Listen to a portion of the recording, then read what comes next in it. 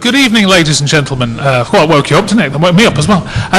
Good evening, and welcome to so many of you who've made it through here to the Stadium of Light on such a horrible evening. So I really appreciate you coming and hope it works out to be worthwhile for you. My name is Richard Moss. I'm the BBC's political editor in the North East, and also present a programme called Sunday Politics, which goes out on Sunday, funnily enough, Sunday morning at 11 o'clock. And given you're all here and you're obviously interested in your community, interested in local politics, want to hold people to account, obviously, as part of what this is about this evening. That's very much what my role is with the BBC in the North East, so I'd encourage you to watch our output and shout at the television with the rest of the audience, etc., when I don't ask the question you want answered. Anyway, I am almost a veteran of these events. I missed it last year for reasons I can't remember why I'd want to miss it, who knows.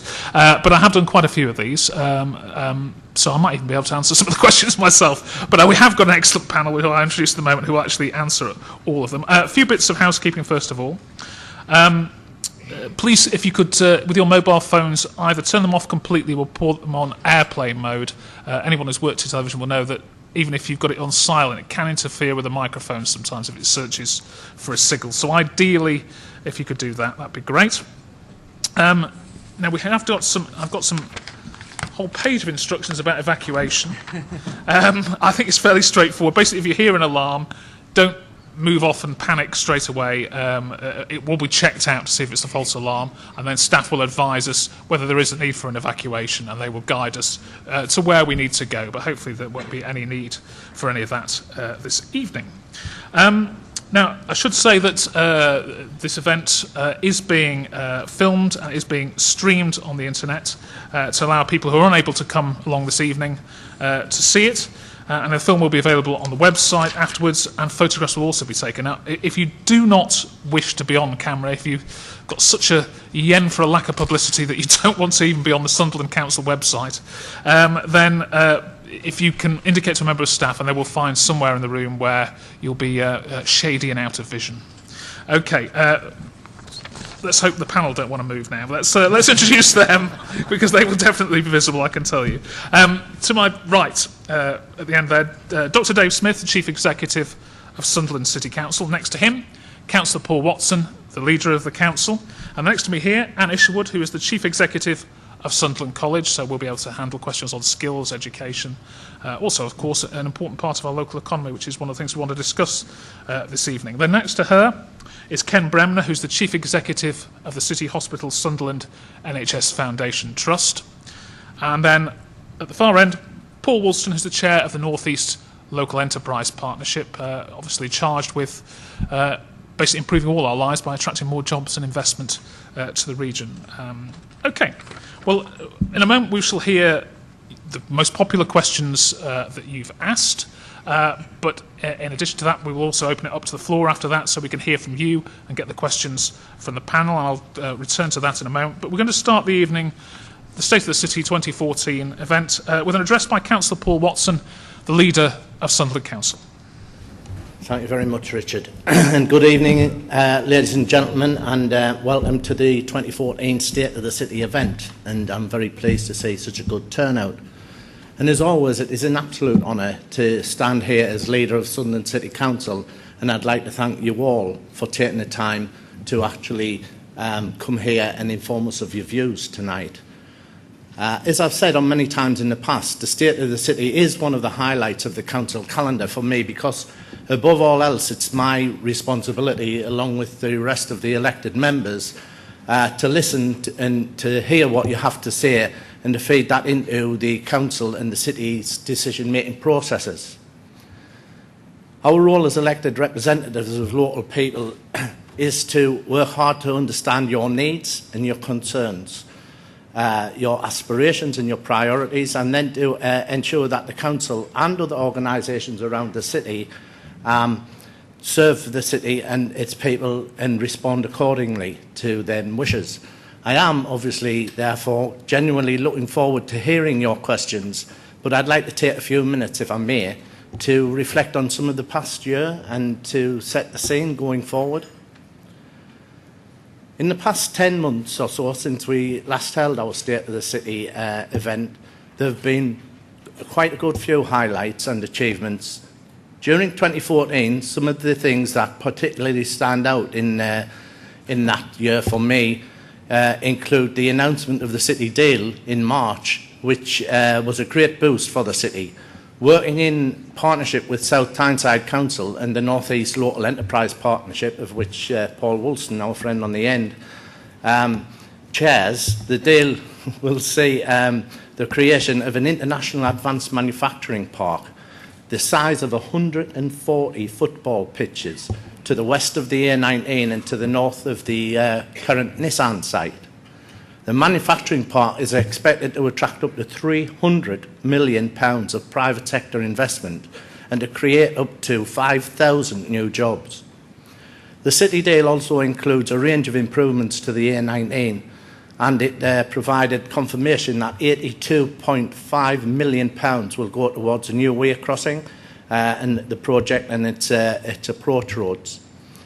The new way crossing and the associated Sunderland strategic transport corridor will bring significant opportunities for the city's economy and will link three of our key and major economic assets. That's the Port of Sunderland, the city centre and our industrial cluster around Nissan up on the A19. A further £40 million of government money has been earmarked for the road link connecting the new bridge to the city centre, and this year we will complete the road section within the city centre itself.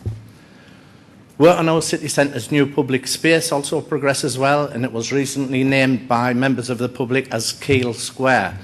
This will be an important landmark, I believe.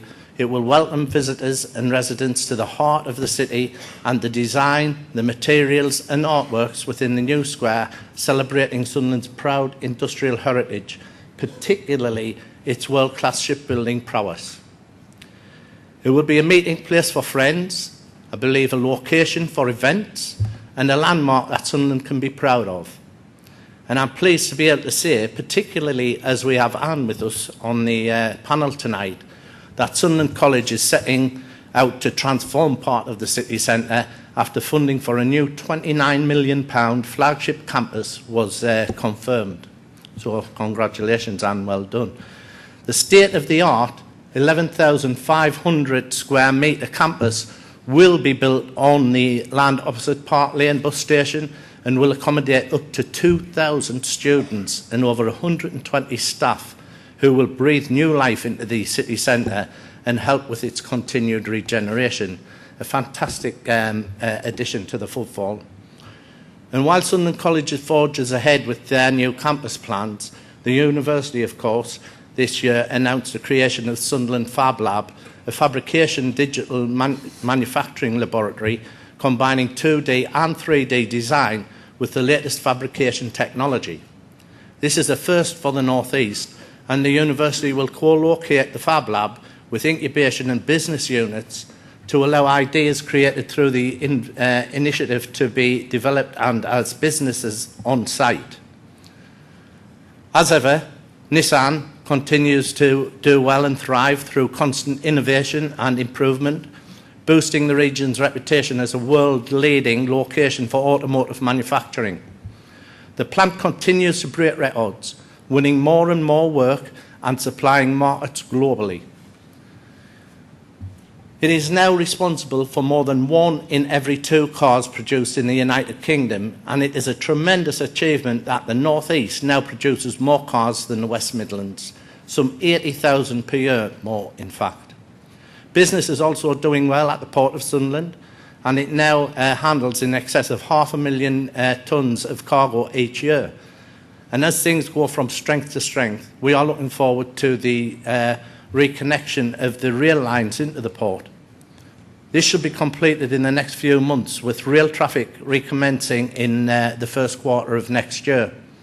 And this will allow the port to compete on a greater scale, particularly when linked with the new bridge across the weir and the potential for imports and exports connected with the International Advanced Manufacturing Park and other high-tech businesses in that area, as well as the offshore industry, which we still play quite a large part in.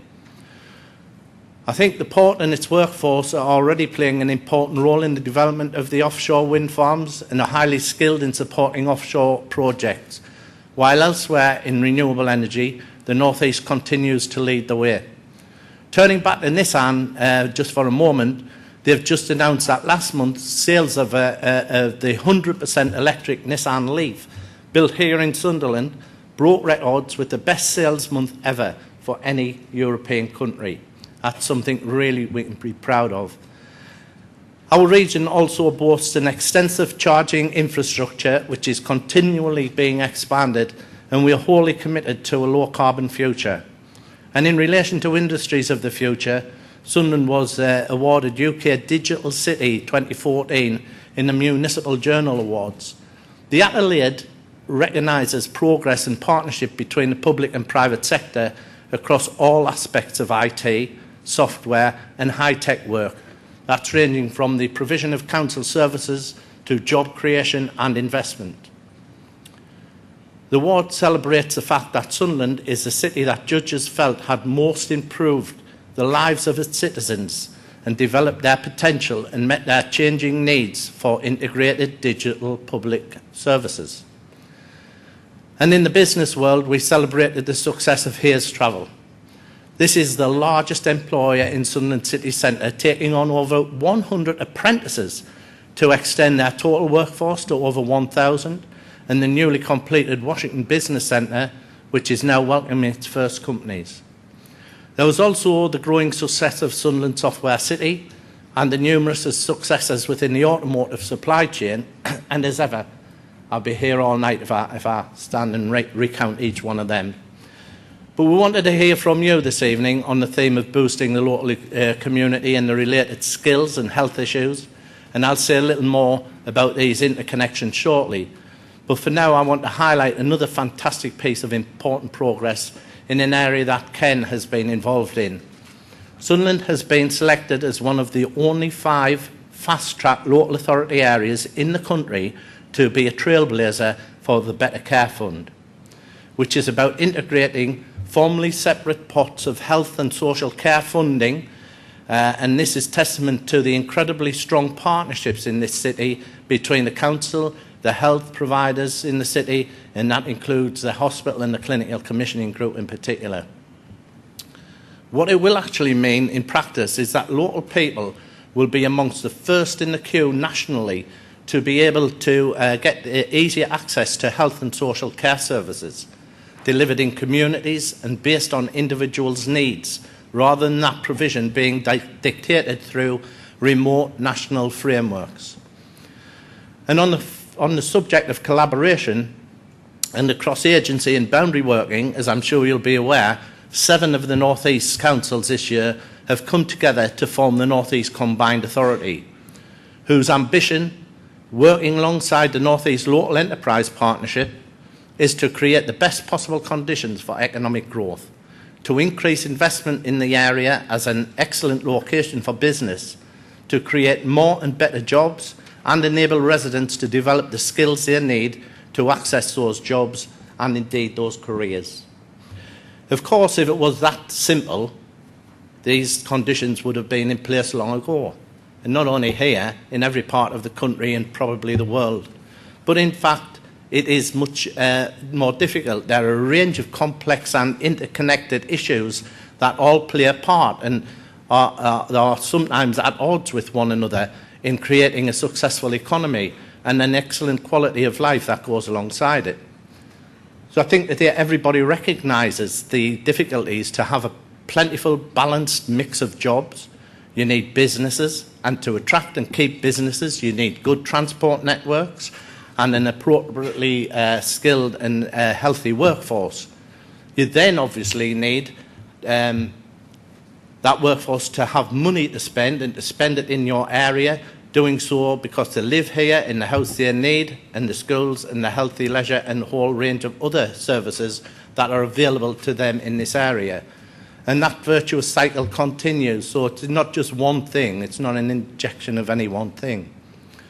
And so the Combined Authority is here to take a perspective across the whole functional economic area and identify how we can cut into some of these issues and make real progress on them, identifying where the jobs will come from, what we as an area have to offer to business and investors, and what will enable the support and people to access the employment opportunities which are created from our endeavours. We aim to tackle the barriers that people face, such as a lack of adequate transport to key sites and locations, and help them to be clear on the skills that our particular businesses need, both now and in the future. We need to assist people to acquire these skills and to have the best health possible so that they are able to work and produce the required profitability. In the wake of the Scottish referendum and the government and indeed all the main political parties' promises for devolution from Westminster, the combined authority is making a powerful case to receive devolved powers to stimulate our local economic growth. We have a plan in the form of the North East Strategic Economic Plan, and that's entitled More and Better Jobs. And we have a legitimate body with a democratic mandate in the shape of the combined authority, working with our partners and particularly the business community. Collectively, we know our area, we know its strengths and the challenges it faces, and we're committed to continuing to understand the needs, the priorities and the aspirations of our people. On this basis, just as is in the case with the establishing the Better Care Fund, we can be far more effective by utilising resources and making decisions on policy and infrastructure, transport, connectivity and skills development in this part of this North East than when these powers are centralised. When the government controlled and ways in which it is, that's the way in which it's currently done. But despite all of this going on, it hasn't, I'm pleased to say, been all a case of work and no play for the people of Sunderland. The spectacular 26th International Air Show took place on the seafront, and the good weather for most of the three-day event showed the stunning natural assets we have here in all their unique glory, while the flying programme entertained and thrilled the huge crowds of people which were gathered on the beach and along the seafront. This part of the city is one of the jewels in its crown, and we should continue to make the most of it and capitalise on it as an asset for both residents and visitors. We have therefore continued with our seafront regeneration programme, which only this month was shortlisted for a top UK planning award. And now we have the illuminations at several locations along the newly refurbished seafront. This between Roker and Seaburn in particular, and they will run until the start of November. I visited last weekend with the family, and it was an absolute joy to see the hundreds and hundreds of people, thousands of people, enjoying time in their home city with their families and their friends, taking in the spectacular sights. And I'm very pleased to say that we have more to look forward to soon, with the city centre's best Christmas lights yet, and a range of other festive activities and attractions.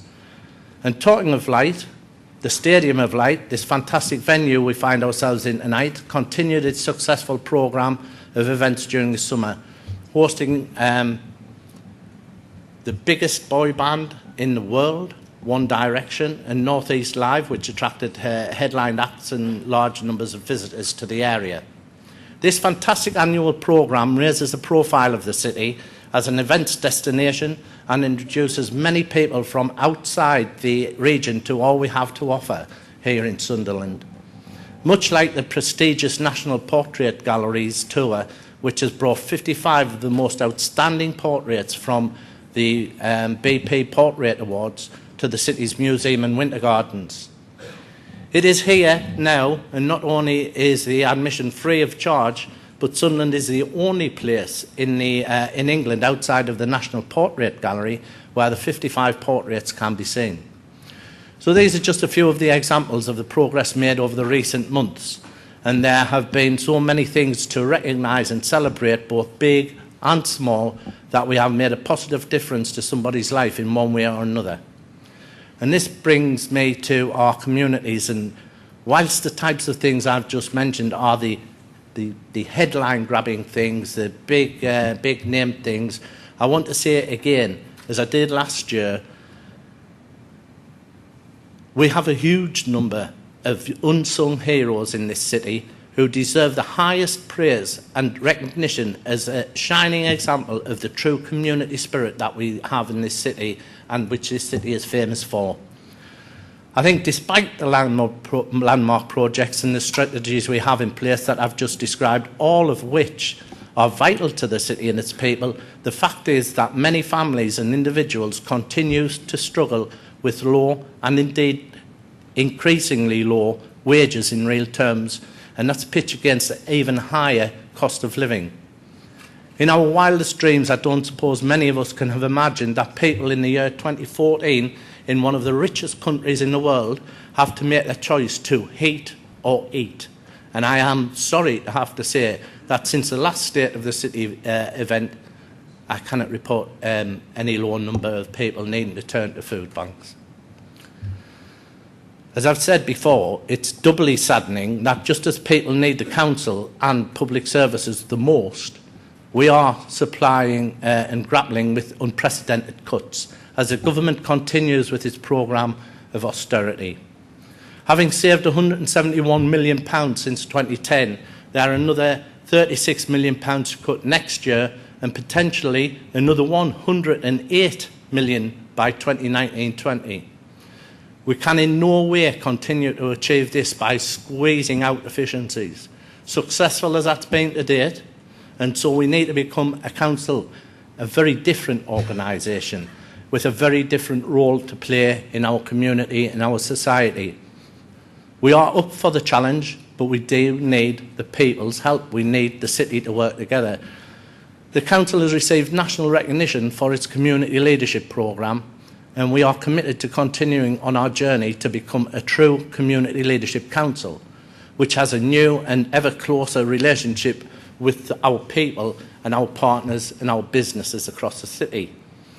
Rather than directly delivering the services, we need to help and enable others to do so, be that communities themselves or other organisations, to develop better, more effective and more efficient models that suit the community and individuals in question, that are tailored to the needs of the individual and are free to operate outside of some of the restrictive frameworks that the local authorities have to adhere to.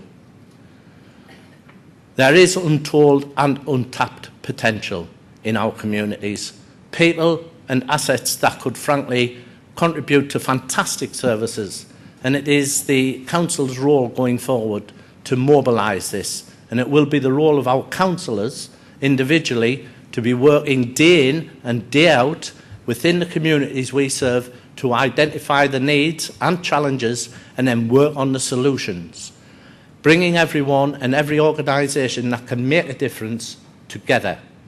And I think that's why, as you may have noticed on the slides there and here and roundabout, that we've developed the brand or concept, really, more than a brand, it's a concept of Altogether Sunderland, because we really are in this together. And for the council's part, we will do our utmost to transition into our new role of enabler, convener and connector, with elected members championing the needs of and aspirations of communities in decision-making processes at all levels, and influencing other agencies and organisations to actually play their part in that process. Once again, the scale and the size of the challenge is not to be underestimated. To be, as I've said many times, we can draw strength and determination from having an incredibly strong track record of partnership working over many years, where everybody and each organisation readily makes their unique contribution. And we have some fantastic examples, as probably everybody here knows, to build on with new service models going from strength to strength. We've created Sunderland Live as a company, which was formerly the council's events team. And we've established Sunderland Care and Support. This is our former adult social care service, now a local authority trading company, providing a range of social care, health and support services to local people and really benefiting from the ability to actually trade in ways that obviously it couldn't when it was in the council's control. And with the staff having such a major stake in continuing to deliver services to their own highest standards, and ensuring their company is successful in doing so, it came as no surprise that happily the company was crowned Employer of the Year at the Equo Portfolio Awards a couple of weeks ago here in the Stadium of Light. So whilst I'm the first to appreciate that these necessary changes can seem daunting and challenging, and for both service users and providers, I think we can move forward with confidence that the changes will be here for the most part very positive, and they will make a positive difference. But fundamental to this is being certain that our efforts and use of resources reflect what you want and what you need. This is why events like this are so important, and I'm genuinely grateful to all of you for giving your time to come here this evening. I think many thanks also to my colleagues on the panel this evening. They, like me, I know, are very much looking forward to hearing your views and answering your questions, and I'm sure they will give us a very informative perspective on the issues we're here to discuss. And of course, I must not forget Richard. We've got to thank Richard for making the time in your very busy and demanding schedule to host the event for us once again. We really do appreciate it. Thank you, Richard. With that, I'll just say thank you, ladies and gentlemen, and we'll get on with the evening. Thank you very much.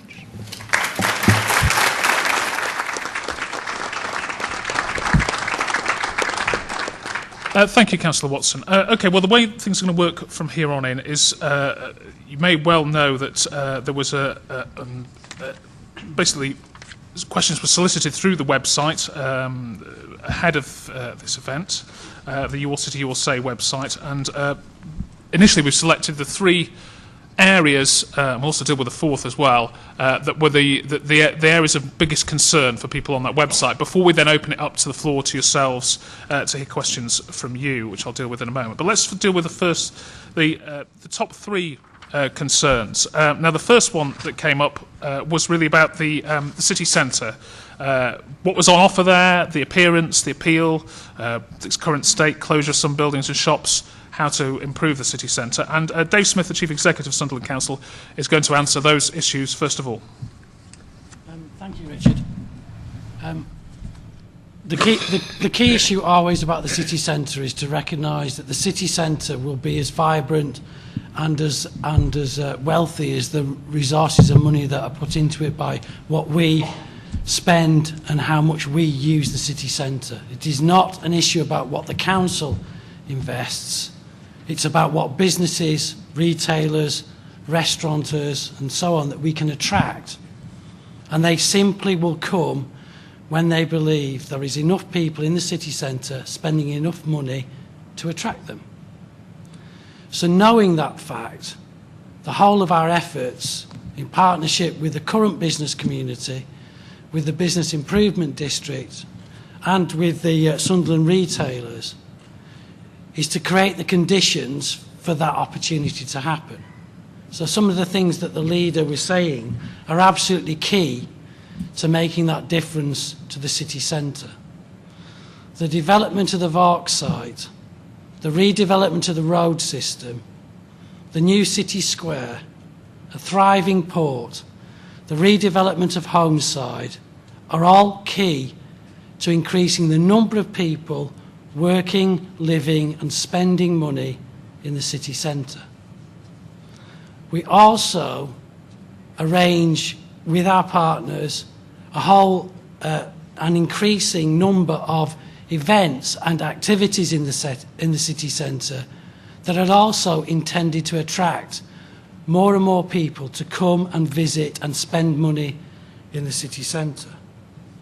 We have improved the bus network in the city centre, increased the opportunity for students to move around in the city centre and avail themselves of the offer of the city centre. And of course, we have worked with the university and the college, as the leader was saying, to support them to bring new opportunities forward in the redevelopment of the city centre. And the Homeside area is about to start. You can already see the evidence of development of the university site in the city centre, and clearly there's a whole range of issues happening around St Mary's Way, the new Keel Square and the Vaux site. if we can achieve those objectives and stick with those things, they will make the difference in terms of attracting businesses, retailers and other leisure providers into the city centre. The final part of the question was about the state of some of the buildings in the city. We recognise that most of those buildings are owned privately. Most of those buildings are not within our direct control. We can, of course, attempt to influence those owners to improve the look and feel of the buildings that they own. But we also have to recognise that many of those owners are under pressure economically themselves. And one of the things that the Council's been seeking to do is to lobby central government around a revaluation of the business rates, because we know if the government would take that step, many of those businesses would benefit from a lower business rate. But it's not within our control, it's not within our gift. It's a central government activity. What we can do and are doing on behalf of those businesses and owners is to lobby. But we're also encouraging them and seeking to incentivise them, working with the BID and other retailers to try and improve the look and feel of the buildings that they own. Thank you, Dave. The second issue that was popular on the site in terms of what people wanted to know was about wider accessibility to the city, the impression you get of Sunderland when you arrive, the car parking, the railway station, one comes up quite a lot. And Councillor Watson, you're going to deal with those particular concerns. Yeah, thank you, Richard. Obviously, they are concerns that have a pretty enduring and they don't change overnight. We are working on them. We've worked on them for a while, but we have seen some improvement and some successes. But we are absolutely together with the city on this, and the impressions that people get as first impressions when they enter the city are really the most important impression, and for us, clearly as a city council, they aren't good enough at the moment. But we are working hard to change that. We're pleased to be able to say that the City Council is working now with Network Rail and Nexus to bring forward plans for a new railway station. The funding's now in place. We've got the money to do it, and a detailed feasibility study, because it's a bit difficult to build there with it being a tunnel underground and whatnot. So this detailed feasibility and design exercise is now underway. We expect to have the final designs for next year, and with a view to work starting during sometime probably middle of 2015 to create a station that is fitting for and gives the right impression of the city of Sunderland. On parking, Richard, a couple of questions expressed the view that visiting Sunderland by car is inexpensive and lacking in incentives, and comparing it to neighbouring cities. But I've got to say, the fact is that it is less expensive to park in than in either Newcastle or Durham in Sunderland. As for free car parking, we're now running a free after 3 scheme on Thursdays, Fridays and Saturdays over the Christmas period. And then after Christmas, we are going to continue the scheme on Thursdays throughout the year to help encourage late night shopping and to encourage people to use the city centre restaurants and clubs and the rest of the businesses in the city centre. Park and ride has also been suggested, but for park and ride to work, you need a city a bit like Durham is. Park and ride's working really well because they've got a city centre that has very little parking in it, but during peak hours it's really congested and you sit almost still in traffic queues to get into the city. Well, our city isn't like that. There's quite a bit of parking in the city centre and people are able to access it reasonably easy.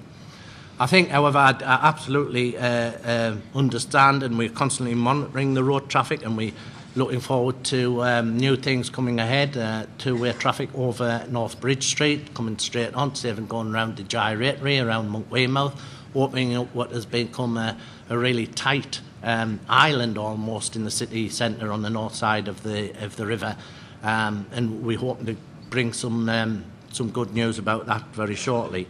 I agree with one particular question, and that's St Mary's car park and the approaches to it need a clean. they're not looking great, but after the roadworks is finished, I think we will be definitely cleaning that place up, and I think some other parts of the city as well, that just sprucing them up and making them look better and more vibrant will produce a big result for very little outlay. Thank you, Councillor Watson. The third area of interest on the questions submitted on the website covered also related to this, really, I suppose, the city centre and the way things look, etc., about the timescales and budgets for the works in the vicinity of St Mary's Way and Keele Square. And Dave Smith is going to answer this one. Firstly, obviously, I want to express our thanks for people's patience around while the work's been going on St Mary's Boulevard and on the Keele Square and on the Vork site. It clearly is frustrating to everybody who's attempting to move around the city when works are going on. However, I'm not yet aware that somebody's invented a means of avoiding that disruption when you're doing the scale of a redevelopment that we're currently undertaking. When St Mary's Boulevard's finished and when the Keele Square's finished and the new Vork site is up and with the first prestigious offices going on, I hope you'll look back and think it was worth that time of frustration just to see this new development in the city centre. Incidentally, we've already got developer interest in some aspects around opportunities that people want to develop out around and about the square, and we've not even finished yet. So thank you for your forbearance. In a project this big that involves realigning and modernising the road, putting all the services into the Vork site, electricity, communications, water, sewerage, and building a new city square, it is inevitable that there will be difficulties and challenges that come along the way, not least of which, because any of you who are engineers and will know that underneath the road infrastructure, we're not always blessed with great documented knowledge around the services that are already under the road. And when they're not documented and we come across them, we then have to tackle them, and that causes delay. And that has caused us a few weeks of delay. However, we are working to the deadline that the main highways works will be completed by the 12th of November, in order that when the late night shopping starts on the 13th of November, the main part of the work will be completed and it fits with the city centre light switch on. So for the period that most matter to businesses in the city and of course to visitors in the city in terms of the Christmas trade, we will be avoiding the major infrastructure work that will have finished. There will be still some work that we're doing in off-peak times, but it won't be affecting the traffic in the way that it currently is. We think and hope and believe that once it's finished, it's something that you'll be really proud of. Thank you. Now, there was a fourth issue that there's been quite a few questions on, which the Councillor Watson would like to say a little about, which is Marine Walk, which I know has caused some contention. I should say that none of this precludes you asking questions to the audience. Indeed, what we've heard in the last few minutes may have suggested questions to you. But Councillor Watson is going to deal briefly with Marine Walk before we then open it up to yourselves. Yeah, thank you very much for that, Richard. And we would just do it because I think it's really important that a lot of questions did come in, but clearly we have to have deadlines, etc., and most of them come in after the deadline. But I think the amount, it's important that we assure that we are open and transparent. And so obviously they were received after Friday's deadline, but we need to address them, I think. And as publicly stated already, the council we've been inundated with hundreds of these questions about the same issue. We've answered early on about them and still get them in. And in the interest of not expending further ratepayers, council taxpayers' money on the same issue, when the answers have been provided, we then have the Information Commissioner's rulings that say we shouldn't do that. We should just stop answering them and refuse to answer them.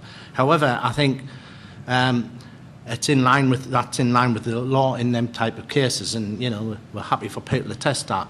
I think that the main bone of contention in there, and I read the leader of the opposition's piece in the Sunderland Echo last night, and not for the very first time, but one of the rare times I think I'm in agreement with him. I think that the fact that we haven't given public access to that document is causing some concern to our residents and our citizens.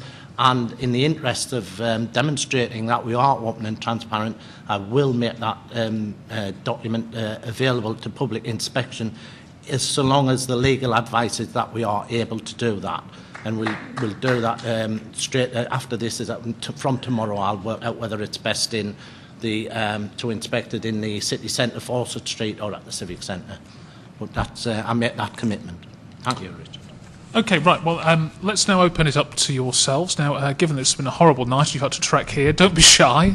It'd be horrible to come through the rain and go away without getting an answer from of what the question you want. The theme generally of this evening is supposed to be the city's economy-related skills and health issues. I'm sure will range wider than that. But what I would encourage you is not to try and raise too many very localised issues. I can appreciate that issues, the paving stones cracked outside your house, etc., very important to you individually, but you've got to understand that obviously they might be of limited interest to the rest of the audience. There will be a chance for particular issues for the Cabinet members will be staying behind for half an hour after the end of this meeting at 8 o'clock to deal with those issues. In addition, once we've got your question, we're not going to have a protracted debate between you and the panel, etc. Again, if there are further issues you want to discuss, the Cabinet members will be available. There will be microphones which we can get to you so that everybody can hear, the panel can hear your question. So let's try and crack on with that. Now, I saw a couple of questions down here. There was yourself.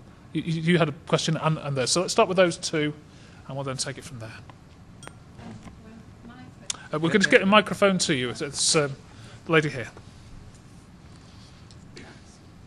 Hello. That's not working, is it? It's turned on now.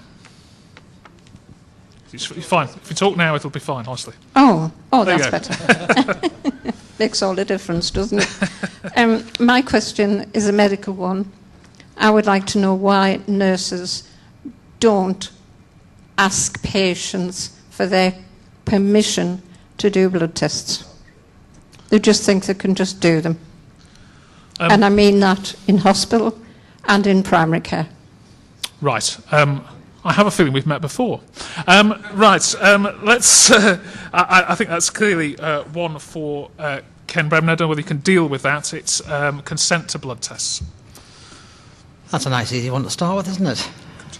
I think it would be fair to say that the nature of our nurses and the nursing profession has changed considerably over the past 30, 40 years, and you've seen some of that played out in the last 6 months or so on the back of some fairly tragic national reports into compassion, dignity and those sort of issues on nurses in particular. And to a certain extent that's filtered through now into the way the profession looks at itself and the way that actually it acts. All I can say on behalf of our organisation is that clearly the issue of involving patients in all aspects of their care becomes a critical one, particularly when we're going to do something invasive, and taking blood tests is an invasive procedure still. It's involving doing something with somebody's body. Appropriate consent and mechanisms around consent have to take place. What I can't do is give you a guarantee that every single nurse will undertake that at every point in time. So the point is recognised. We do try and reinforce that with our staff in hospital, and clearly there are nurses working outside hospital as well, that consent approach and the partnership with the patient is exactly what they should be doing. Right, okay, let's get the next question, which was one of these gentlemen here. Yeah. My question is with regards to the parking that Councillor Watson's just mentioned. I find what you mentioned is great, it's a move forward. However, I think it's too little too late. Could you not look at free parking for more nights, but continue them more after the year and make it permanent, to bring permanent traffic through our city centre, which will bring more money into the local economy? Because I think Thursday night from 3 onwards, I think that's a bit lame, to be honest with you. So what would be your backup plans with regards to addressing that? What would you like to see, just so that you can give us an idea of what you think would work? Yeah, I think what would work is if we look at free parking at least for half the week, Thursdays, Fridays, Saturdays, Sundays. That would bring more money into the local economy, would bring more traffic and foot traffic through. People would want to come in more because people do look at the park and it is an extra cost. Yes, I know business has got to make money and it's a revenue, but if they look on the other side of the coin, it would actually be more beneficial for free park and people would spend that little bit more time and spend more money. Thank you for your question. Councillor Watson, not ambitious enough with free parking, not imaginative enough, I suppose, is the accusation. Yeah, I think there's one way that you're not imaginative enough. There's the other way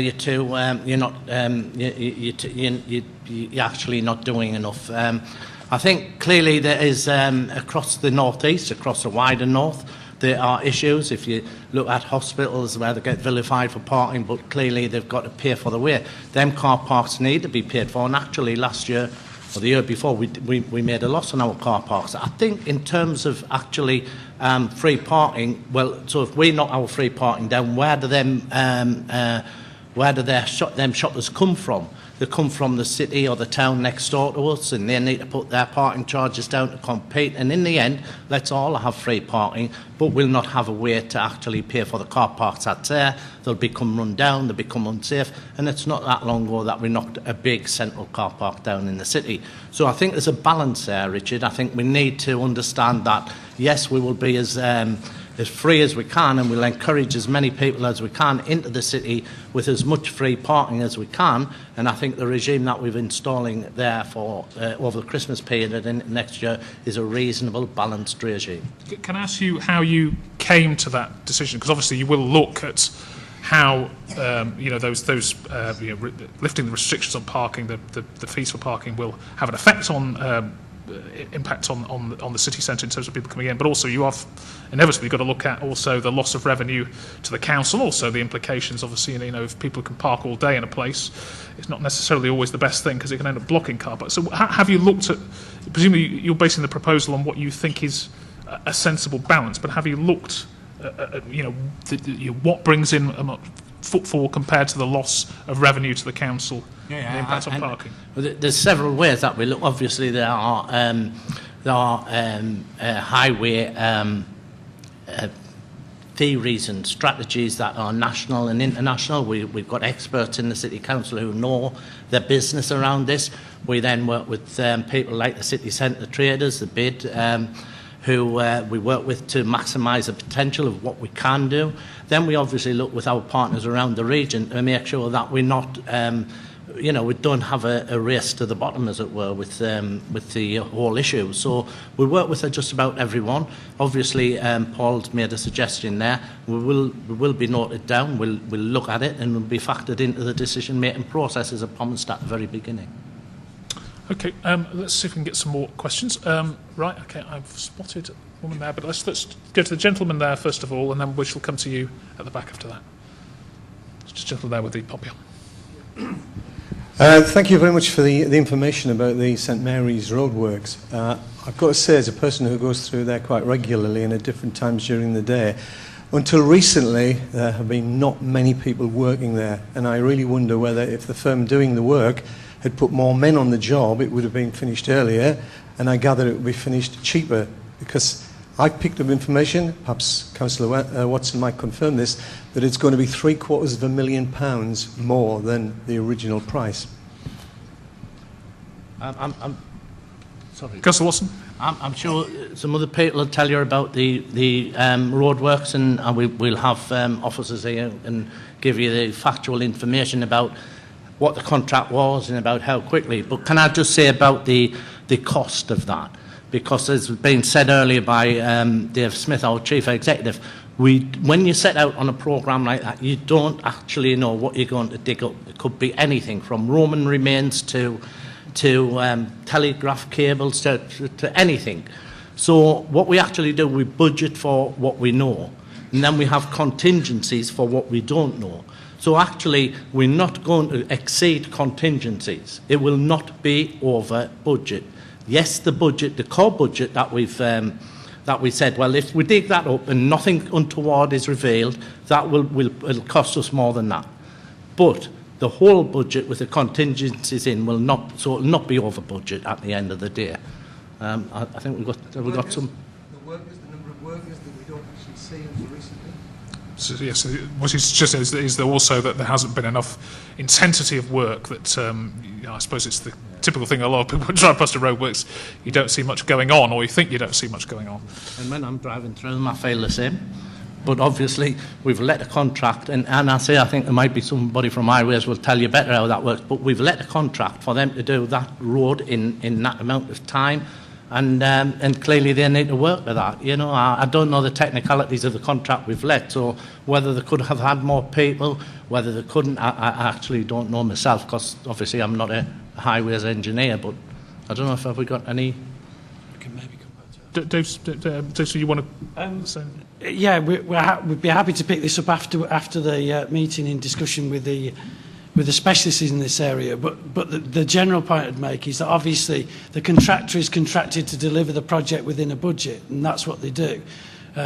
How they deploy their workers is up to them, so long as they meet the timescale. The only additional time and money that this is required is for those things that we couldn't have foreseen, like, for example, the issues I was explaining earlier, that there was telecommunications and sewerage and services under the road that were not mapped and we didn't know about till the contractor dug them up, and they had to be addressed. But just to confirm the leader's point, the budget, including the contingency amount that we allow on any big scheme, is what we're spending. We're not spending more than that, but we have accessed the contingency, which is there for unforeseen matters of the type I've explained to you. So it's not £750,000 overspent? No. Not what I know of, anyway. Okay, right. Let's move on. There was a woman at the back in this grey jacket. Hi, I'm representing Grand Central Rail today. We just had the great news that we've got an access extension, which means we'll be able to run trains to and from London from Sunderland for at least the next 12 years to 2026. Because we've got that fantastic length of time, my question to you is, what more can we do to support Sunderland and bringing people to Sunderland rather than just taking people down to London? Okay, well, that's good news that the trains will keep running. But what can you do well, what can Grand Central do for you? There you go. There's not many questions. So what can I do for you? Councillor Watson. I didn't catch every nuance, but what basically, Grand Central have had their permission renewed, etc., to run services from Sunderland to London until 2026, which is very good news. But I think what they want to know is what can they do to help, bring more people up to Sunderland, so this isn't just a link from people leaking away down to London, that there is a positive move from people either visiting, etc., I suppose, or for business reasons coming up.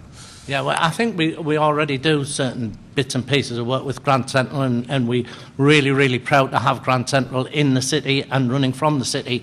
And there's nothing better than to walk in King Cross Station and see Sunderland up on alongside the other destinations of the country, and that gives us a profile. It definitely does give us a profile. That really is an added bonus for us. I think we absolutely do nurture our relationship with Grand Central, and we cherish it and we value it. I think when we're building our visitor attractions, when we're building our industry around the place, we use it as a selling point. When we talk about the Port of Sunderland, we can say that we are 3 minutes from the open sea at the port, from the quayside, 3 minutes to the open sea. Other people can't say that. We are 10 minutes up the High Street bank to the main railway station, which is a direct link to the capital of the country through Grand Central. We half an hour away from an international airport at Newcastle. So it's forming an integral part of the offer that the city has to inward investors, to tourists, to developers. So it's absolutely central to our, it's grand central to our plans. But Paul Woolston, though, for the Local Enterprise Partnership, how important is someone like Sunderland having that direct link to London? Does it make an economic difference? Can it be exploited further? It makes a big difference, I think. If Councillor Watson mentioned it earlier on, that we do have a strategic economic plan, an ambitious plan to create more and better jobs for the region and here in Sunderland. But a key element of that is improving connectivity. And that connectivity from Sunderland directly to London is really important. We want also to create what we call ecosystems, where it's stickiness, where people can live and work here and travel from here, and that connectivity is really, really important to be able to say you have a direct route to London. I use it all the time. I'm going to be using it on Monday. So I think it is really important. And if we're looking to attract businesses to come to the North East, to Sunderland, they need to know they can get on that journey to go down from Sunderland directly to London. Just as a follow-up to that, I mean, my own interest as well, but obviously clearly people will have picked up over the weekend, there was a lot of discussion about more rail developments, investment in the north, although the focus was very much on the east-west, principally Manchester to Leeds, but also wider connections across the Pennines. I mean, how important is it that obviously the other way is that the HS2 link, which is to London to Birmingham, maybe up to London to Leeds eventually. How important is it that, do you think those are positive developments still for the North East, even though places like Sunderland, Newcastle aren't on the line? Or, should people in the North East be slightly concerned that most of these developments won't have stops directly here anyway? There won't be a high-speed line going past Sunderland. Again, in terms of connectivity, we're very much aware of this, and for the North East, we really need to get the benefits of HS2 and HS3 up into the North East. And there are ways of doing it, and in particular, if you look at Sunderland, and the links between Newcastle, Sunderland, down onto Teesside, but have more trains with Grand Central. We can do that if we take the freight off the train lines from Newcastle, south of Newcastle, down to York, and that would increase the opportunity to put more passenger trains on and reduce the journey times. So we need to get those benefits, and we'll be arguing very strongly, and through Paul and his colleagues on the Combined Authority, I know we'll be making those representations. It can be done, and so that whilst other areas are getting huge investment, we wouldn't need anything like that, but we could get some major benefits if we can release the freight off that line. Okay, thank you very much. Okay, let's have another question from the audience. Yes, there's a woman at the back there with a hand up.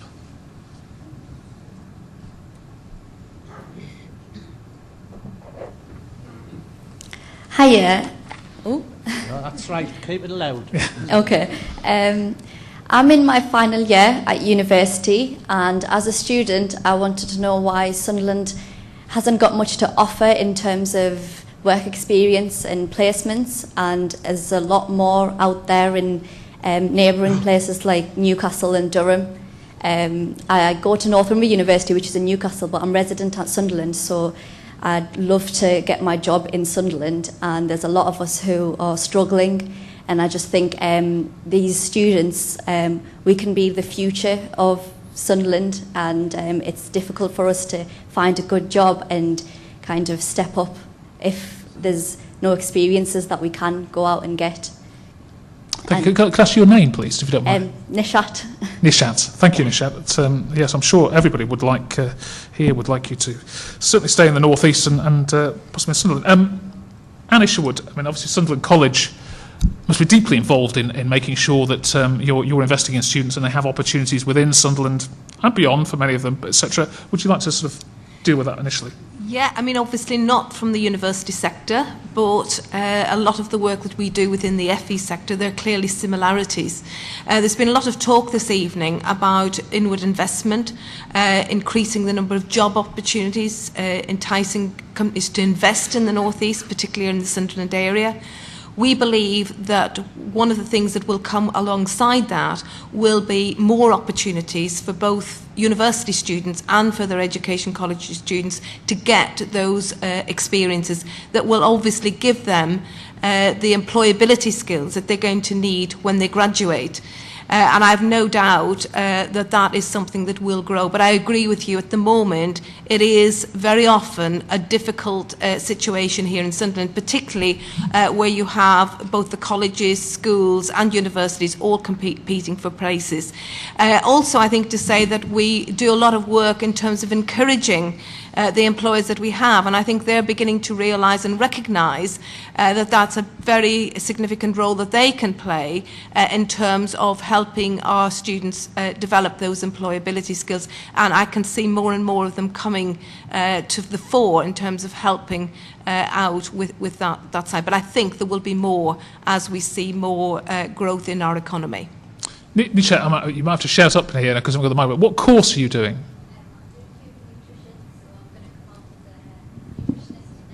Human nutrition. Okay. Okay. Ken Bremner, I suppose, a hospital, big employer, of course, in Sunderland. Maybe you can help Nishat. I don't know, but I'll see you afterwards. But I suppose the more important issue is presumably the hospital can play a big part in also ensuring that there are jobs opportunities for students coming out of the universities and colleges here. It can, but it's a case, isn't it, of making sure we've got the right kids coming through these institutions with the right skills for employers, and that's really what we're trying to make sure we've got a match between. So in your particular case, those are some of the skills we do need. But there are some major gaps in some of our workforce plans as an NHS.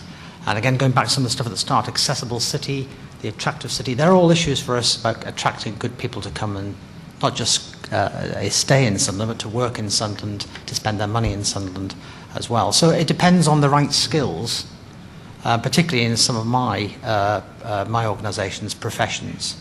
But in some areas, there is a real shortage. Paul Woolston, and obviously a key part of what the LEP would want to do is harness students like that and make sure they do have opportunities to stay here and don't have to go look elsewhere for them. How do you go about doing that? Absolutely. I think I mentioned we have this idea of stickiness. We want you to be able to. I certainly would like you to be able to fulfil your potential here in the North East, in Sunderland first. You might be a little bit unlucky that Sunderland University, which is a really great university, has an excellent internship programme, and they might have gobbled them all up, so that's why you can't get them. But also, we have one of the first of the investments from our growth deal was in Sunderland, creating an enterprise hub, and we'll have the first fab lab in the North East, first one that we have. And that's where people like yourself, students who have ideas, who want to be able to set up their own business, can go, and they'll be nurtured from there to become a small business and then hopefully become a large business, and then also have the access to finance to help them grow. So we want to have that system in place, but to do that we need to create more and better jobs. We need to have more big companies coming to the North East where small businesses can be part of their supply chain. So we recognise the need to do it, and what you're trying to do is exactly what we're trying to do to build into our strategy. Councillor Watson, I don't know whether what can the council do about this? Because presumably you're as keen as anybody to see young people stay here, because obviously, one of the issues that's faced Sunderland over the last decade or so has been a decline in population relatively. Is there anything the council can do, play a part in this? Yeah, absolutely, and we are doing so, as you say, working with the combined authority, and we've got the plans that for the city centre. We've got our economic plan. We've got lots of plans to support each partner in there, and particularly the university, and particularly Anne with the city centre and the city centre businesses. However, I think our main way of approaching that, because clearly up there on Rainton Bridge in our Software City programme, we've got lots of opportunities for graduates. But the real benefit's going to come when we work together with the combined authority and the local enterprise partnership, and we understand, look, it's 20 minutes to Newcastle City Centre, it's probably 25 minutes to Durham City Centre. This is one economy. It's not a set of small economies. People live in Sunderland, they work in Newcastle, they work in Northumberland, they live in Northumberland, they work in Durham. This is one economy, and once we start looking at that, the potential changes, because in Sunderland we have 80,000 people who, by themselves and by ourselves, we are a very potent force. We've demonstrated throughout history, from glassmaking, shipbuilding, etc., to the present day with car manufacture, that we are world beaters. But working together with the rest of the North East, the north of the North East at least, but doing that same thing, 2 million people working together, we've got a big voice, and that's where our success will really lie, Richard. So if you live in Sunderland, accessing a job or leisure in Newcastle or vice versa, which should become second nature because it's not millions of miles away. Okay, Nisha, hopefully we can promise you a brighter future. Okay, all right. Okay, let's see if we can get the next question from the floor. Yes, there's a gentleman there, and then I will come to you at the back in a moment. Microphone's coming, sir. My name's John Stoker. I belong Hortonley Spring. Now, 3 years ago, I attended this event in, I think it was Crowtree, and it was mentioned by the council that there was money available for speed signs to be put up on estates with regard to a 20-mile limit on some estates. I recently had a report where on my estate, the average speed was 25 miles an hour. So that means to say you're talking at speeds in excess of the 30-mile limit that's even on the main streets. So is the signs still going to be erected, or is it one of the things that we push to one side? Which estate is it, sir, that you live on? Sunnyside, Burnside, Hortonley Spring. And you said, I think you might have said you said the average speed was 25. Do you mean 35? No, the speed, average speed, which was a report from the council, stated that the average speed was 25 miles an hour through an estate. And is there a 20 limit on there at the moment? No, there's nothing being put on. That's my question. Right. Are we still going to get the signs erected? Okay, fine. Which one of you wants to deal with that? Councillor Watson? You. I think, quite honestly, I haven't got that individual information with me, and if I had we wouldn't have even if we had a highways engineer here, they wouldn't have been able to pick a specific sign out. But what I can say about it is that it's a process of education. If you look on at the speeds that people travel, now at 25 mile an hour, 20 mile an hour, you're not likely to kill a child. You're likely to badly injure them if they hit. At 30 mile an hour, they're likely to be killed. Now, what actually happens is that we need to bring more of the 20 mile speed limits in, but they need to be enforced, and that's the hardest part. We can easily put the legislation there, but actually making the drivers comply with the legislation is more difficult. The point being that if we were to get up on the morning and drive to work at 20 miles an hour, we will probably save 10 a day serious injuries to children around our schools and play areas. Yet we don't choose to do that. We choose to drive faster than it's safe to drive. So I think there's a big issue about education in what you're saying, and people, yes, definitely we need signs, but people should choose not to drive at that. It's the same with the litter. Choose not to throw it down. Keep it and put it in a bin. So we need this education and this cultural change throughout our communities.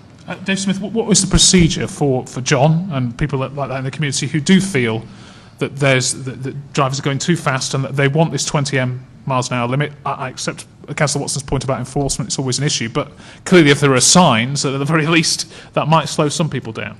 Absolutely. Well, two things to say, Richard. First of all, I'll be very happy if the gentleman concerned speaks to me afterwards, and we'll talk to the engineers while we're here. And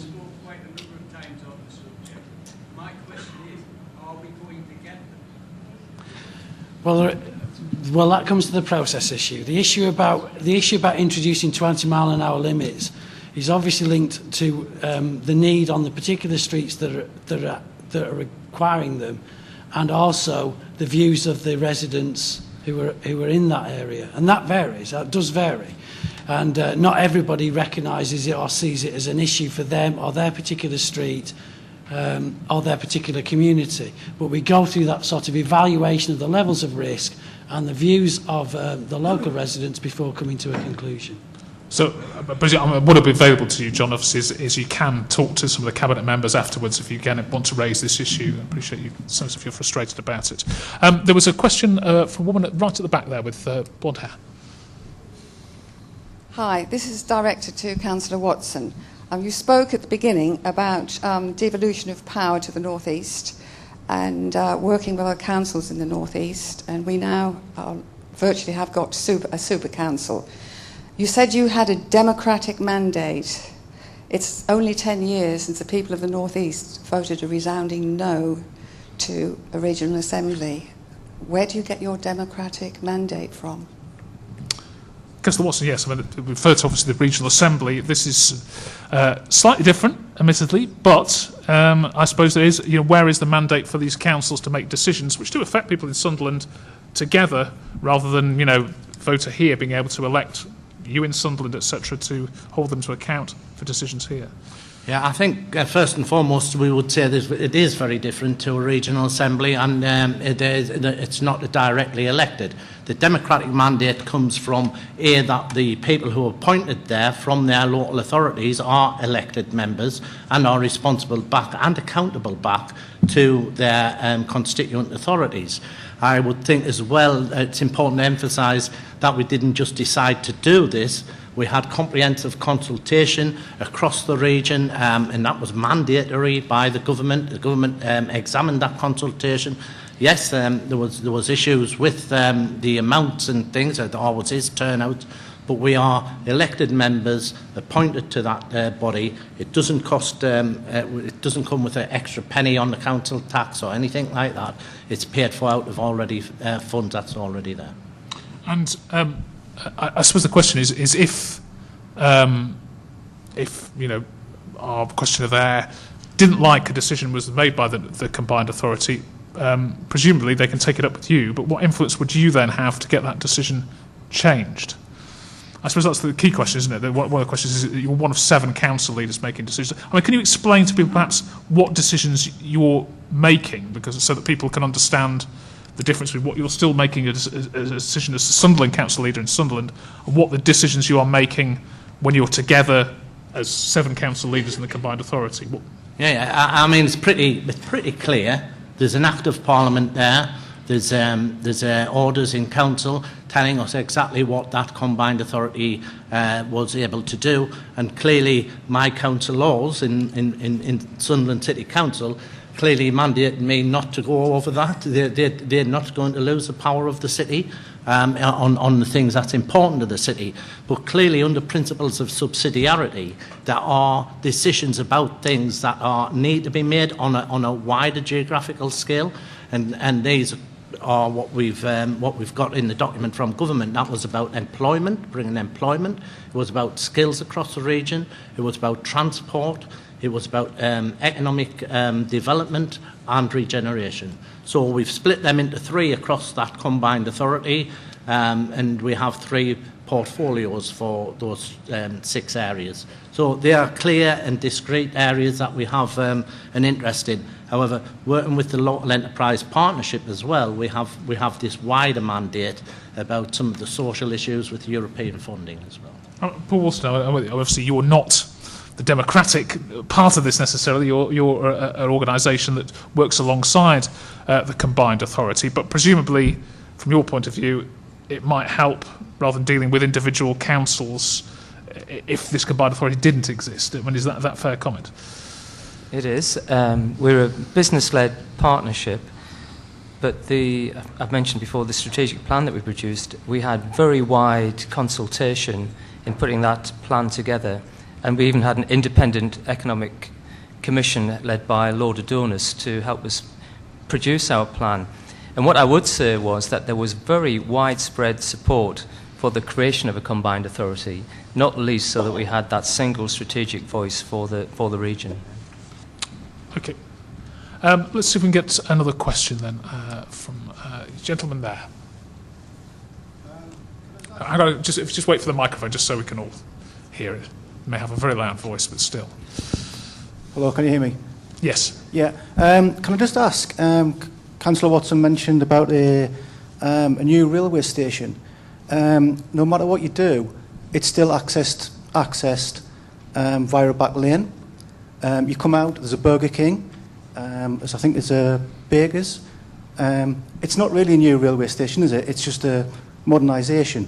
I mean, surely it would make more sense to, say, revamp the station at Monk Weymouth, or even a brand new railway station, say, just off Mowbray, opposite the park. I just don't get how the Haymarket metro station in Newcastle had more money spent on it than what Sunderland Central railway stations had spent on it in years. I guess also, yeah, so this is just a kind of, I suppose it's a sticking plaster on a problem that it won't go away really in terms of the station. You know, perhaps need to think slightly differently. Is that something you've considered, or is it, you know, really about developing the existing station? Very much so, Richard. I mean, actually, I totally agree with you, and I don't see how, you know, you can spend £30 million on a revamp of the Haymarket in Newcastle, and the main train station in Sunderland gets a lot less, 9 or 10 or 11 million pounds eventually. Presumably, though, you like representatives from Sunderland were involved in the passenger transport executive, as it was then, when that was discussed, wasn't it? Yes, it will have been discussed, and obviously there's been a business case put forward. And can I just say, we are, and I actually sit on the Tyne and Wear Transport Authority now as a part of a combined authority. So, but actually we're dealing with the Strategic Rail Authority, we're dealing with Rail Track, we're dealing with other people who have different ideas. And clearly, if we have a throughput of a railway station with tens of thousands of passengers, and then they can get bigger returns from letting out their franchises on the railway stations and in the curtilage of the railway stations, then they're going to make a better business case for that development and that modernisation of that station, which Newcastle clearly has. It's a mainline East Coast station, so we're not going to compete with that.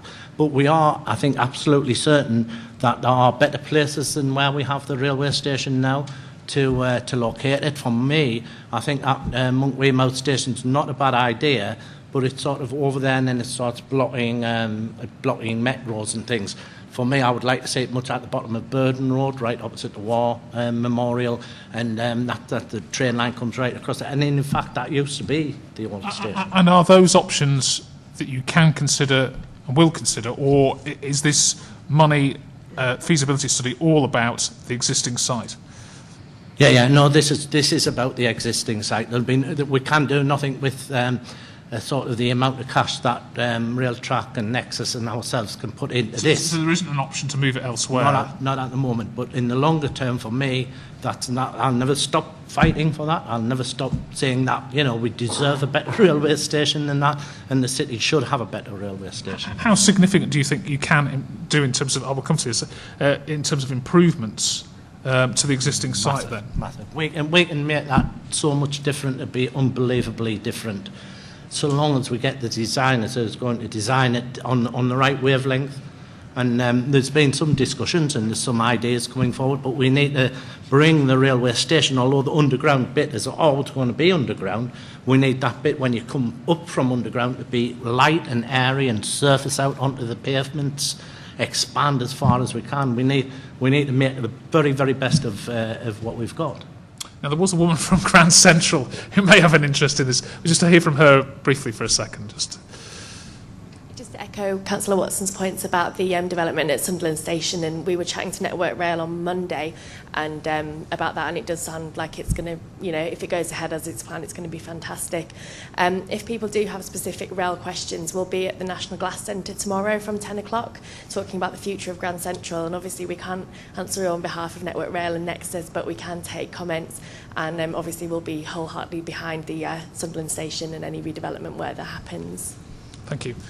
Paul Woolston, I mean, just briefly, I mean, how important is it, do you think, that you know, a railway station, when you arrive, gives a good impression of city? I mean, how significant is it, and how important is it for Sunderland to get this right, really? I'm not an expert on this, but I think from my own personal experience, I think it's really important, even from the announcements that are made and so on. So, fortunately, I think we can compensate that in Sunderland because of the warmth of the people and so on. But it does help when you have a grander entrance into a place. Initially, obviously, you're a big organisation in Sunderland. Presumably, you know, you have a lot of people visiting, etc. From your point of view, it would be good to have something better than that's there now. Yeah, I mean, I would certainly echo the points that have been made already. It is the first impressions, and very often that's what favours people's position in terms of how they feel about the city, and certainly we would welcome any developments. Also, I think one of the things is we've heard about tonight is the development of our city centre campus. And we would anticipate that more and more young people may well be coming in from other parts of the North East region. And obviously anything that we can do to make the journey and make the feeling that they get when they enter Sunderland has got to be good. Presumably that could help, because obviously, any businesses that are looking to set up in a station, which can help, any income that a station gets can help develop it. Students do spend money, don't they? Students spend money. They like certain things, and I'm sure that the various organisations will be doing sufficient market research to make sure that they get it right. Okay, thank you. Next question, please. Let's see if... yes, we've got a gentleman at the back there.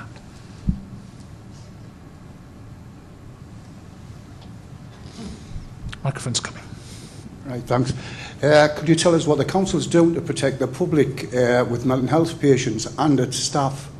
I found myself in a position where I was actually attacked by a mental health patient and being made disabled and not being able to work for the council anymore. And I wanted to keep my job for the council. Okay, tricky question. Obviously, we haven't got anybody from the law and order side of things, etc.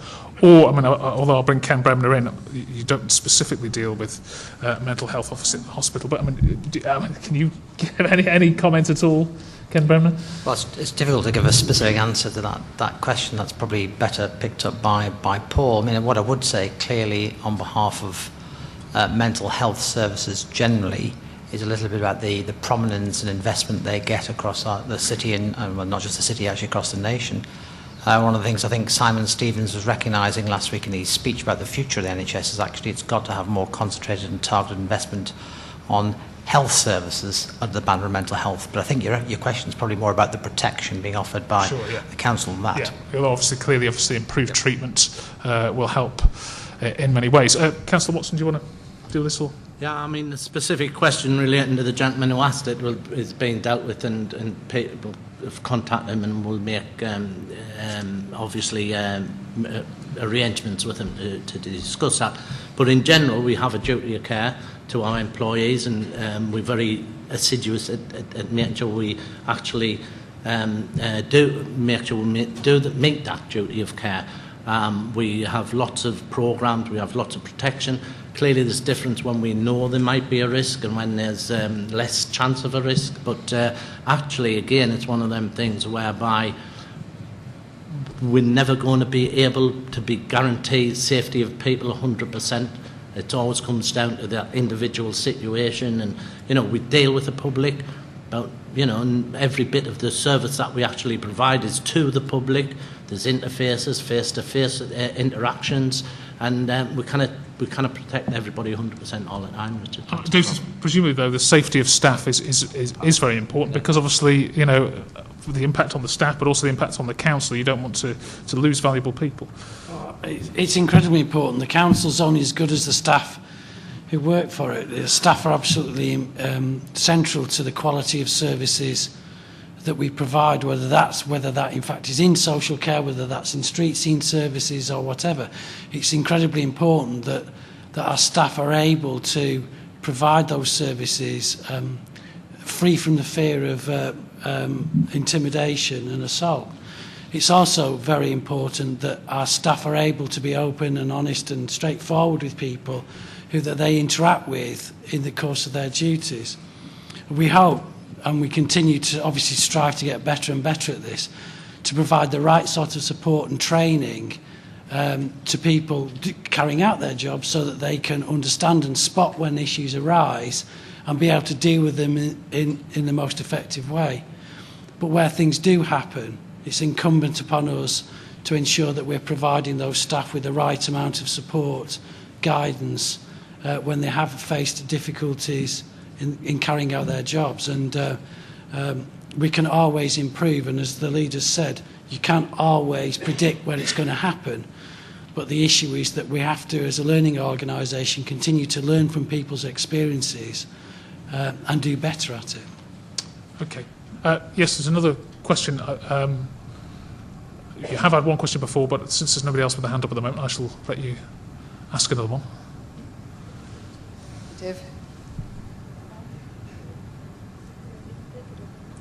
Hi. This is a question for the Chief Executive.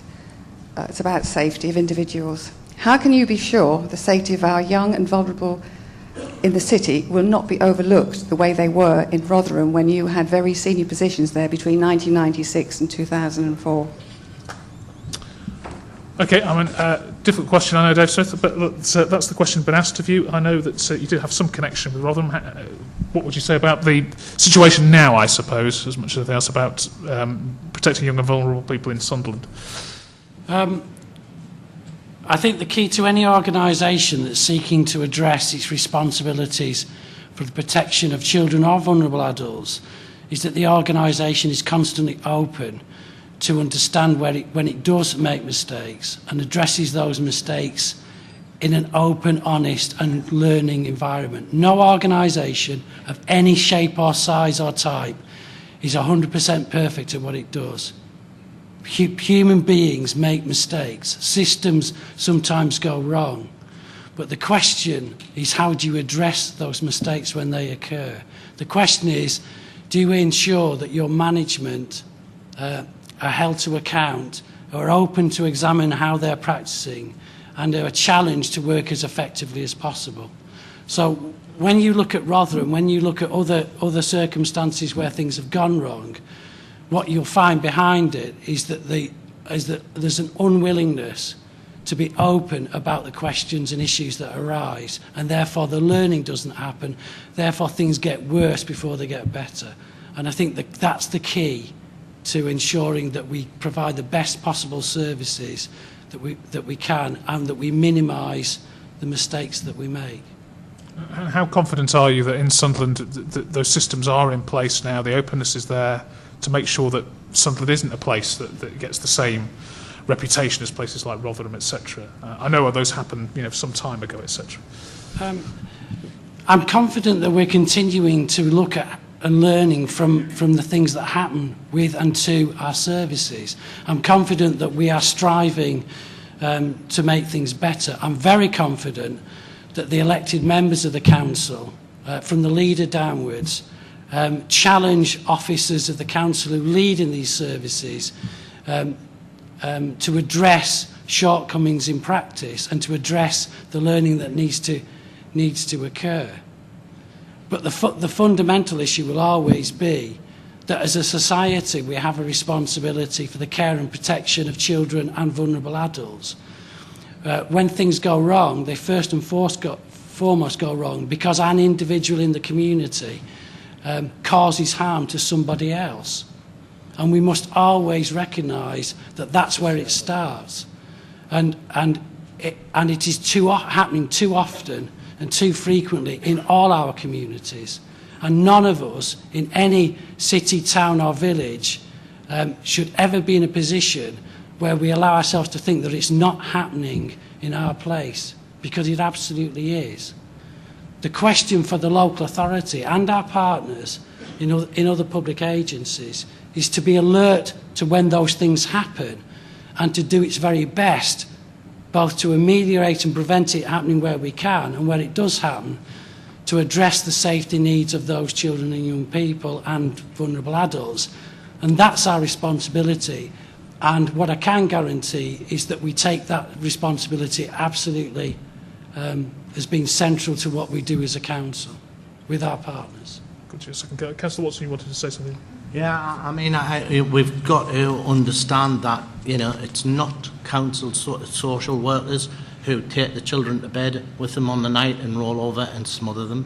It's not the council social workers or any other social workers who come home on an evening and try and harm and maim and kill the children.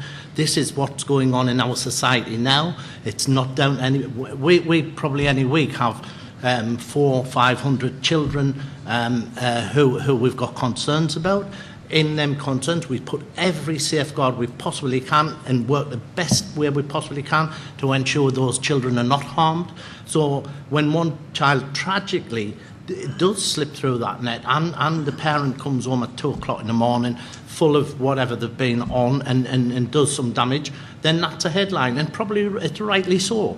But actually, if you're looking for blame, well, you're looking in the wrong place to blame somebody. And actually, them 300, 400, 500 people, kids that we have something to do with each week, if we just save 1% of them from going through that, well, we're saving 3 or 4 kids each week from being harmed and maimed and injured and possibly killed. So we never hear that as a headline on the newspaper. This week, Sunderland Council have probably saved 3 child deaths. We need to understand what we're dealing with. This is a society that we live in. Okay.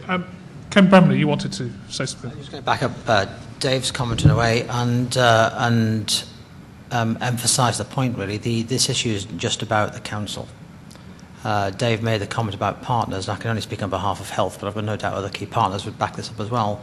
This is an issue we've all got to be particularly vigilant about. We've all got to be on the same page with this, and I do honestly believe that all the key players in the city, including the Clinical Commissioning Group, have got this agenda firmly in our sights. So there is a partnership buy-in to this. It's not just a council issue. It covers the whole of our society, the whole of our city. Okay, I will come to you, but there was a question, first of all, from the woman just there. I just see that as well.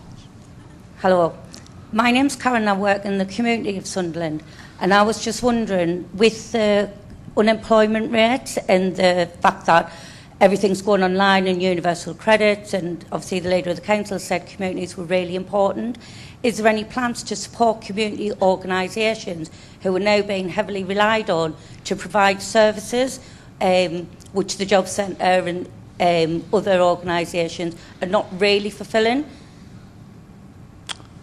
Okay, right. Okay, so do you work for a particular organisation? I work for Pallion Action Group. Okay, and presumably you're having to deal with we run a lot of people who need advice and help on these issues. Yeah, we run a community job club and obviously provide help with CVs and etc. But there's also that ripple effect with the benefit reform coming in, and obviously everything going online now.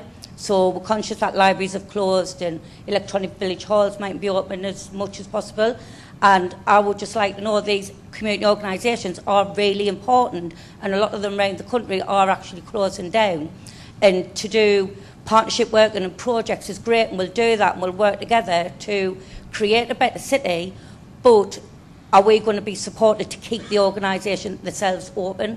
Presumably, like a lot of organisations, funding isn't plentiful at the moment for yourselves. Okay, Councillor Watson. I think this is really, really important, because this is where the government are giving us more responsibilities but cutting our resource to actually deal with it. And people like Karen now, who's just been talking from Pallion Action Group, speak from first-hand experience of people coming in suicidal, that because of numbers their benefits have been stopped. It's tragedy happening every day, and these people in these, I've got to commend them. I think they're brilliant at doing it. But with universal credit coming in, they're going to have to do it online, they're going to have to claim online. Not everybody is capable of that. We haven't got the facilities for that. We're talking about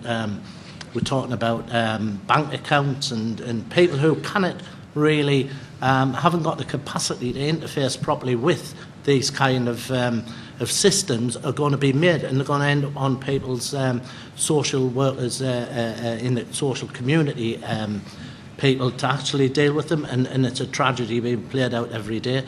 But it's important as well that we've had a lot of European social funding, which is now run through the Local Enterprise Partnership, of which I'm a member of, that we need to ensure that this funding gets to the grassroots as quickly as possible. And presumably, I mean, you've talked about your own budgetary problems. Is the council got any money to help a group like Pallion Action Group support people? I mean, it's difficult, isn't it? Because on the one hand, they're stepping in for, you know, an organisation that's already supposed to be publicly funded. But you know, is there anything the council can do to help with that, or is it going to be very difficult for you to do that as well? Yeah, no, I mean, clearly we will give all help that we can, and we will do everything that we can to pull in extra resource from other places. You know, things that we can do might be help people with computers and things like that, and every government funding stream we will actually access. So yes, we will help. Yes, we will mitigate as much as we can the effects. But look at the rate of young men suicides, Richard. That's where you see the results. Okay. All right. There was a question, I think there was another one as well. I'll come back to you in a second. And I think, was there a question there as well? I'll come to you as well. But you first of all. If it's all right, can we go back to the previous question? Of course. I've got to say, I was absolutely, totally shocked at the negative response there was. You are, excuse me for saying so, voted in. Part of your duty is the protection of Sunderland people, but the protection of children.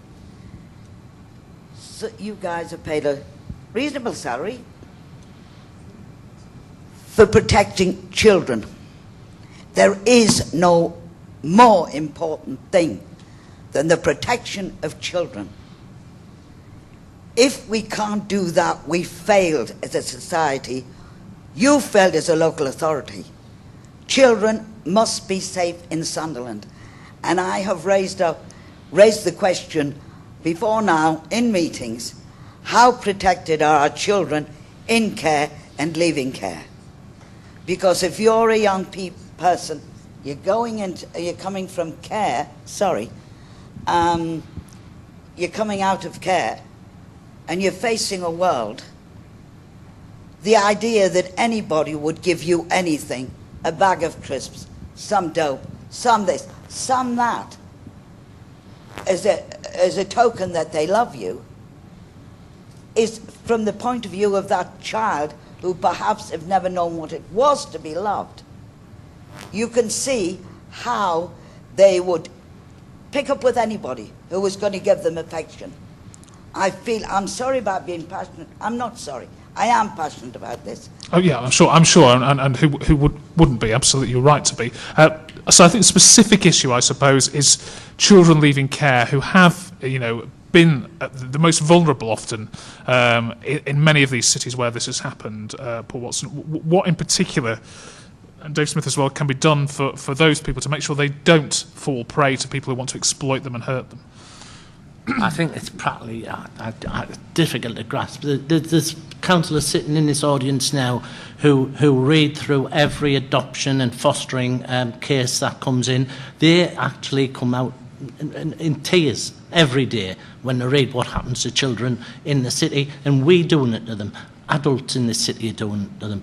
What can the council do because obviously clearly the council has a duty of care to children who are in care and coming out of that, and clearly it's been a problem in many places. I'm not highlighting Sunderland at all, but I don't know whether Dave Smith can help as well. In terms of what the strategy is, I suppose, to make sure those children are protected, that they don't just leave care of the council, etc., and that's it. Well, we've got schemes, and there's people in the audience now putting forward ideas to us about building schemes for people leaving care so that they have a chance to acclimatise to this cruel outside world, which I totally agree with you is there. So we on that, legally, we have a longer period, and certainly if the person's got any learning difficulties, it can go up to 25-year-old, I believe, that we have a responsibility to them, but it'll be up to 21 anyway.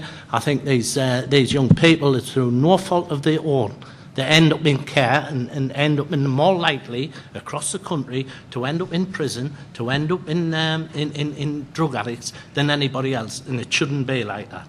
But there's a limited amount of what we can do, Richard. Dave Smith.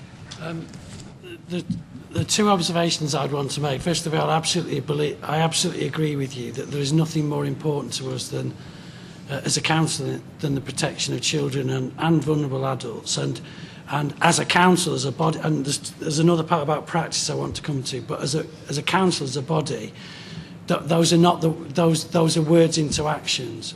As the leader said in his introduction at the beginning, the council's half as big as it was 4 years ago. We've had to take £170 million out of the council, and 4,000 staff out of 8,000 have gone. But the one service that's grown is social work. We've put more resources, more people providing social work services, and we've done that because the number of children that we're looking after and the number of children who are on the Child Protection Register over the last 4 years has grown. So despite everything else going one direction, social care services at minimum has been protected and in some areas has actually grown. When it comes down to the individual children, as you're referring to them, our first responsibility is to make sure that the social workers and the care workers generally are constantly assessing the risks to those individual children and providing support to try and keep those children out of danger and out of being vulnerable.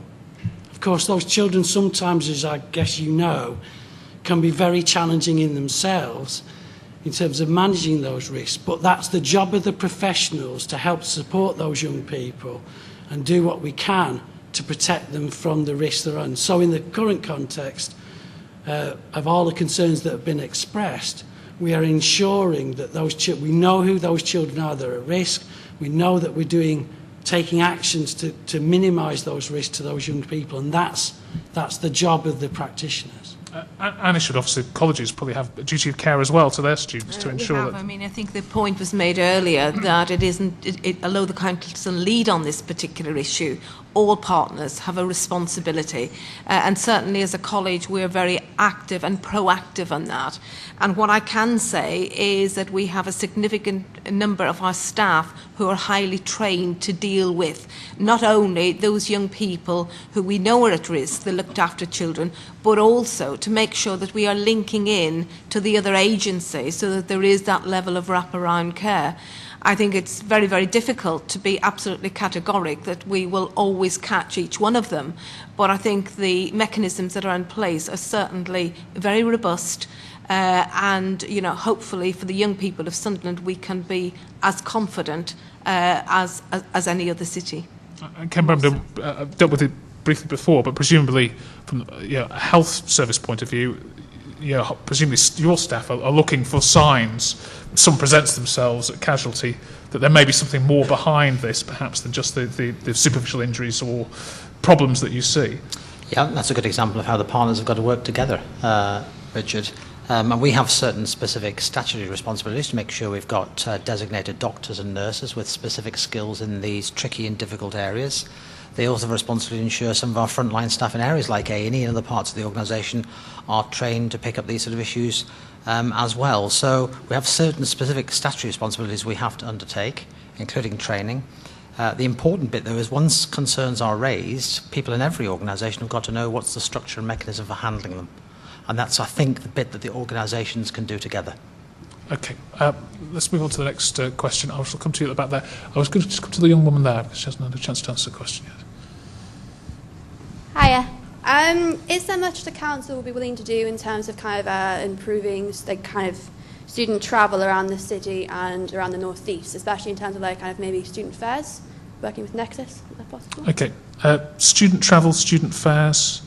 Do you want to deal with that, Councillor Watson? Or I will talk to Paul Wilson as well. Is there anything more that the council can do, you as the combined authority can do to help students and with the cost of travel?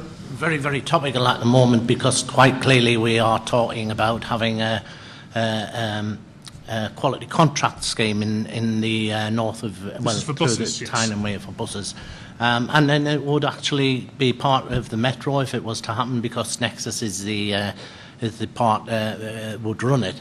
And in that case, clearly all the pressure, all the subsidies on buses, the bus operating grant and things like that are under pressure from central government. The central government doesn't have the money it used to have, so everything's going to come under pressure. We have had the offer of a partnership agreement with the bus operators in the North East or in our combined authority area, and their offer when it was examined was probably not as good or deemed not to be as good as the quality contract service would have been.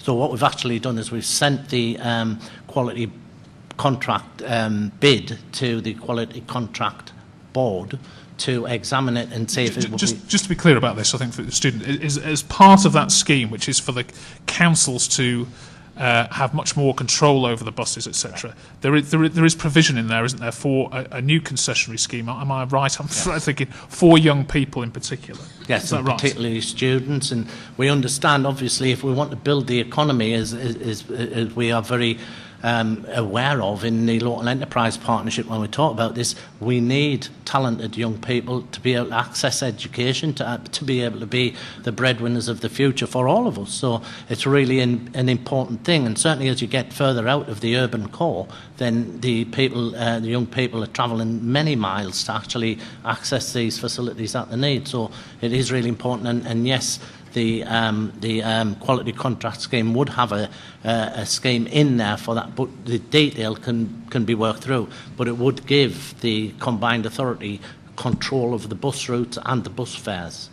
Don't hold your breath. It's 2017 when it'll happen. So not an immediate effect. I mean, Anne Isherwood, I mean, in terms of colleges, presumably it's important for you to make sure that students can afford to come to the college every day, etc. It's probably a big issue for some of them.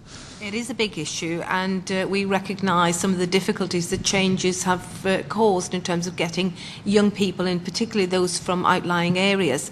I guess you're a university student, are you? Sixth form, okay.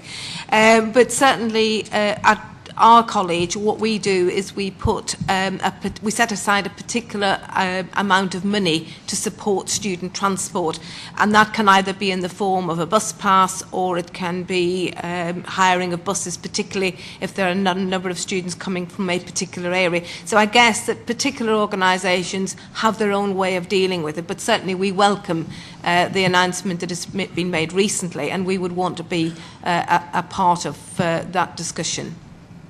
Okay, I'm going to just take a question at the back before I come to you, just because I asked the question before, and then I'll come to. There's a gentleman at the back.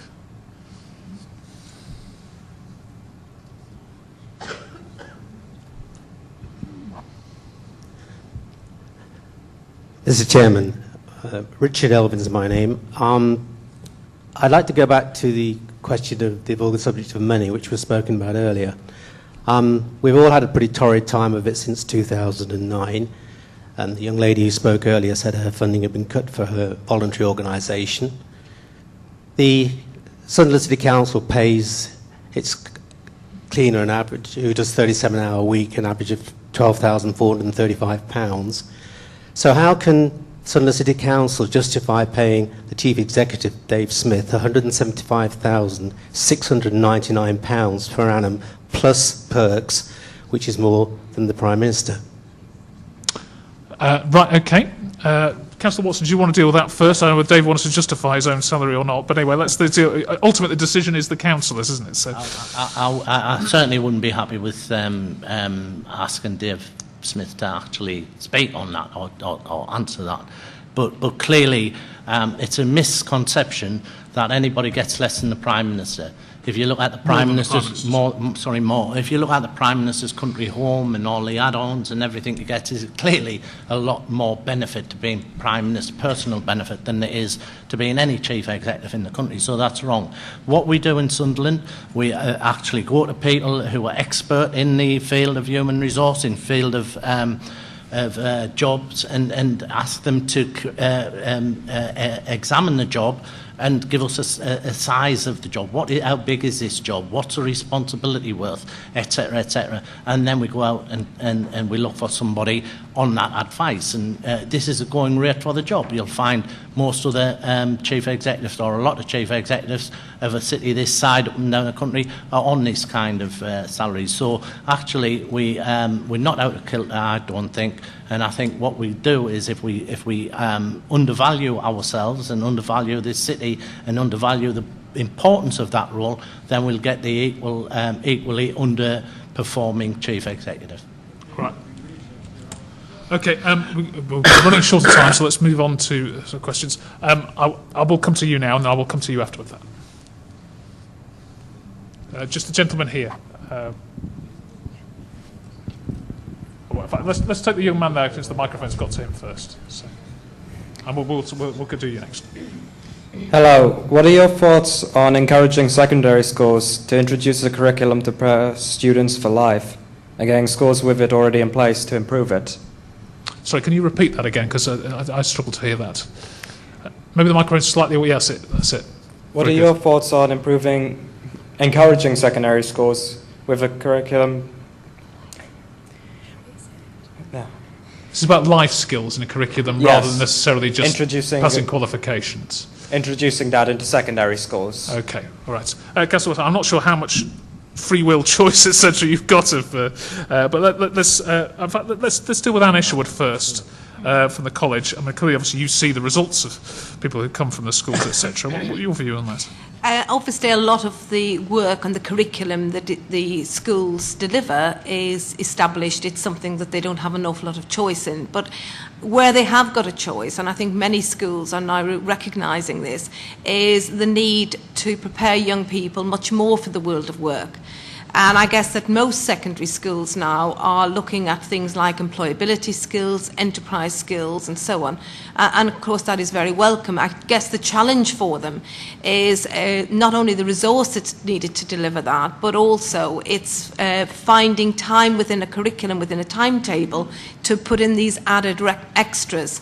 But certainly we know from the feedback that we get from employers that they're continually saying to us that this is something that is absolutely critical. And I know from the schools that I deal with that they are certainly recognising this and are doing something about it. Paul Woolston, presumably, you've got a lot of employers on the board of the Local Enterprise Partnership. It's something that's important to them, that education, qualification is important, but they want to see people who are ready to contribute, ready for work. Yes, one of the biggest challenges we face in the North East, businesses tell us that there's a gap between the jobs that are being offered and the skills that people have. And it goes all the way back to schools, starts with schools and then thereafter. So we're trying to help bridge that gap. And I had a meeting with the Chamber of Commerce yesterday, it's their 200th anniversary, and they were saying just this, that it's not just about the skills, it's about their attitude to work and so on. And what we're trying to do is influence the ability for schools to address your concern, really, through something called the Schools Challenge, where we'd have business board members on the board of governors, through enterprise advisors, so that young people not only come out with a good education, but they are ready for work as well. Dave Smith, is the council can do on this? Obviously, your schools are ultimately, but I mean, clearly, as I said, I've already covered it. There's limited freedom of manoeuvre on the curriculum. There is. I mean, the work that we do with schools is to encourage them to see the opportunities that are in Sunderland. So, of course, they have a set curriculum, they have certain targets to meet that are set nationally now. And obviously the school has to meet those in order to perform well. But we also want to help the schools to understand what the local economy needs, what local opportunities, so that those young people coming out of school with levels of attainment have an opportunity to access the jobs that are in the city and in the North East more widely. So we need and encourage schools to be better connected with their local community, their local economy. And we do that as a council. We certainly do that to facilitate that discussion with local businesses and to ensure that there's a connection between the schools and those who are going to provide the future employment of our young people. Okay, I think we've got time for one more question. I've been waiting a while. I know you had one bite of the cherry, but let's give you the last word. Thanks for that, Richard. Hi. My name's Paul Twiddle. I didn't introduce myself last time. I do apologise for that. My question is around, today I was actually walking through the bridges while looking for a shirt. And I came across the council had something on safer communities, and I got speaking to one of the gentlemen there, Andy, I think his name was. And what he was actually talking about was putting stickers in windows for people who were vulnerable or that didn't have any bus fare, so they could maybe go to a business or knock on a door, knock on a window. Actually, I find this a little bit hard to swallow, especially when we've had our frontline police cut, our fire service cut, and a lot of other agencies that's been cut to replace it with this sticker. I'm sorry, I find that a bit more should be done rather than just put stickers in windows. I think we should have people back on the ground, then we'll have safer communities.